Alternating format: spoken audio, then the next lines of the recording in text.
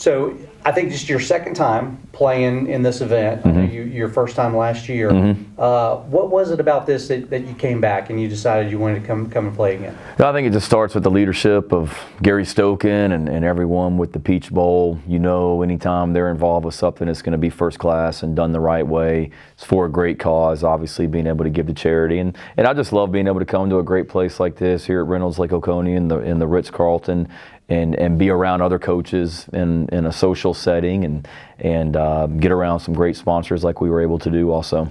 Yep. You mentioned the charity. Talk about the charity that you're going to be playing for and why that's so important. Yeah, the Beamer Family Foundation. So my wife Emily and I, we started that when I became the head coach of South Carolina. Worked closely with the Children's Hospital there in Columbia, South Carolina, along with some other groups, and something that's in the early stages, but something that we want to continue to grow and get bigger and better each year. So, Coach, just coming out of spring practice, what was your general takeaway out of spring ball this year, and kind of what are you forecasting for your team this year? Yeah, I was excited with spring practice. A lot of returners, a lot of new faces. Thought they did a great job of coming together as one group. The returners, and then the new arrivals. Stayed healthy throughout spring practice, which every coach wants to do, and really excited about the way that our guys work. It's a fun group to be around. They love to practice, they love to work, and excited to get kicked off with the season here soon. Yep. When I saw you out on the course, I asked you about Spencer Rattler. I'll ask you again. What did you see out of him in the spring? What are your first implications of him? Yeah, obviously natural talent for one. He can make every throw. He's got a quick release. He can make throws from different arm angles. He's a better athlete than people probably give him credit for. I think the thing I was most proud of is that's not an easy transition coming into a new program when you've won a conference championship at another school. You had a successful run as a starter. It didn't end the way you wanted to this year, and then all of a sudden you're with a new team, a month later. And he came in and did a great job of just acclimating himself to our program, and our players have really embraced him, and he's embraced our players in South Carolina, and really proud of the transition that he's made, and then the performance so far on the field through spring practice also. Yep, great. Last year being your first year as head coach at South Carolina, what would you say is your biggest takeaway from last year and that experience that you're going to take into this season? I think just the consistency that you got to have in that head coaching role, not getting too high with wins and too low with losses, just that steadiness and that consistency week in, week out, knowing that your players and staff, feed off you from that standpoint. There were some great moments last year. There were some tough moments as well, but, really proud of the group and the way that they just improved throughout the season, competed each and every week, never stopped playing hard. I think going into our last regular season game, we had outscored every team that we had played up through 11 games in the fourth quarter, so it was a group that maybe didn't go the way they wanted in the first three quarters, but they never stopped playing hard, and that's something that we've got to continue to do. And then just me personally, just the consistency and not getting too high or too low during the season. Yep, good stuff. All right, we'll some more fun stuff now. I know you don't get to play a ton of golf, but let's say you've got one major round of golf to play. You can play with anybody in the world. Who are you picking to play with? Man, it's a good question. I'd grab my dad. I always enjoy playing golf with him. And, man, you put me on the spot on that one. I don't know. I love history, so probably some, historical figure where I could pick his brain, whether it be a great golfer from the past or somebody in politics. I don't know. There's a lot of people, but certainly would start with my dad. All right, sounds great.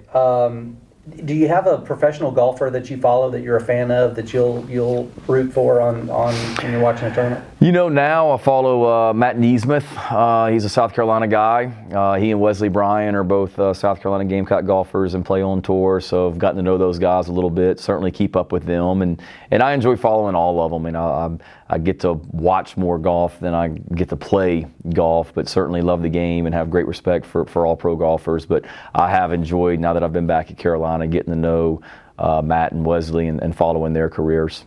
All right, so in a different universe, you're an incredible golfer. You play on tour. You win the Masters. You come back the next season for the Champions Dinner. You're picking the menu. What are you serving everybody? I'm probably serving fried chicken, burgers, probably some sort of seafood plate. I like all kinds of food. I'm not picky, but there's going to be something with dessert. Is going to be in a chocolate theme dessert for sure.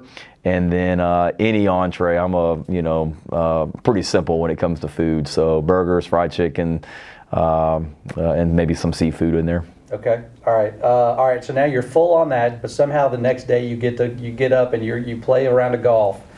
Give me a former player that you've coached that you would pick as your caddy.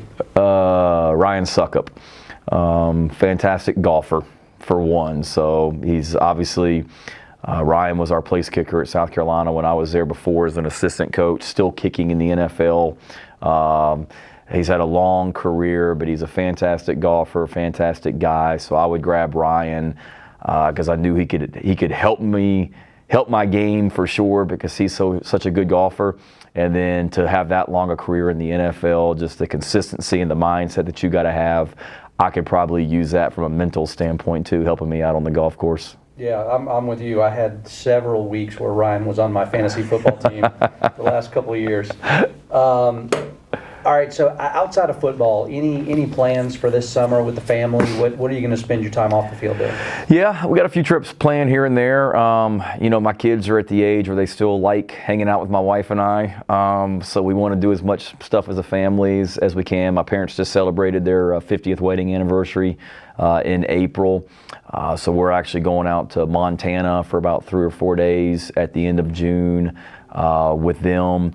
We've got great beaches in South Carolina. That's one of the great things I love about living there. So we'll certainly hit up some of the beaches in South Carolina from time to time in July, and really just doing some good family stuff. I've never been to Nantucket before. We're going to go up to Nantucket for about 3 days in July, and all the while just catching our breath, but gearing up for football season. Yeah, Montana's beautiful. You'll love it up there. Good. Have you been before? Never been. Never been. Which part are you going to? Are you going to down by Yellowstone or up north? I think up north. We're flying into Bozeman, Yep. and then wherever we're going is like 20 minutes from there. Okay. If you're going to be that far up, you've got to go to Glacier Park. Glacier Park. Okay. Glacier National Park. It's up by Whitefish. It's Okay. fantastic. Okay. Literally, it's unbelievable. Okay. We'll be there. Got to go. All right. Last thing.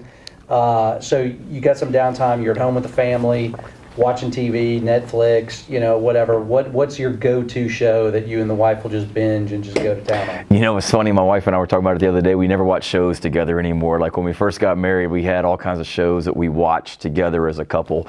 Now we hardly watch anything together. So for me,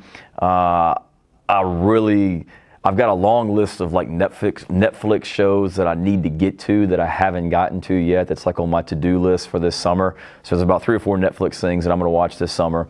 And then honestly at home, it's probably something that I've recorded, some sporting event. My son's 8, about to be 9 in July, and he loves all sports. So he wants to record everything and then go back and watch it together. So right now it's usually we're watching football games that we won last season that my son wants to watch. Let's put on the Auburn game. Let's put on the Florida game. Let's put on the North Carolina game. And he just loves watching that. So really right now, that's probably the main thing that's being watched on our television.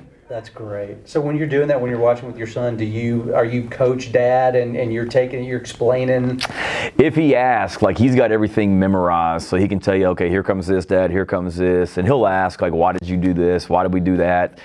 Usually I'm just sitting back and enjoying it and kind of watching like a fan because you know the result, so you don't get nervous. He's asking questions, but he's really into it, so it's been pretty cool to be a part of that. Have you taught him how to beat his zone defense yet? No, but he's smart. I mean, he's smart and he understands football and all that as well, and he's a little competitor, so I enjoy being around him and doing that with him.